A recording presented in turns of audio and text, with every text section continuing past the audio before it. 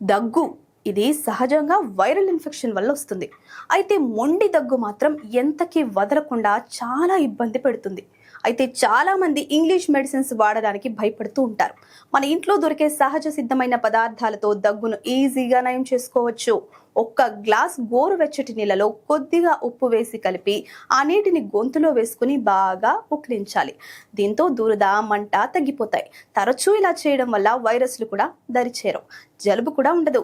కనీసం 3 నుంచి 5 సార్లు ఇలా పుక్కిలిస్తే దగ్గు త్వరగా తగ్గుతుంది. రోజుకు 2 సార్లు చికెన్ సూప్ తాగడం వల్ల రోగనిరోధక శక్తి పెరుగుతుంది. దీంతో శ్వాస సమస్యలు, ముఖ్యంగా దగ్గు, జలుబు తగ్గుతాయి. ఈ సూప్లో ఎన్నో యాంటీవైరల్ గుణాలు ఉంటాయి. పాలల్లో పసుపు వేసుకుని 3 పూట్ల తాగితే జలుబు, దగ్గు వదిలిపోతాయి. అలాగే ఒక పాత్రలో నీటిని తీసుకుని కొంచెం అల్లం వేసి మరిగించాలి.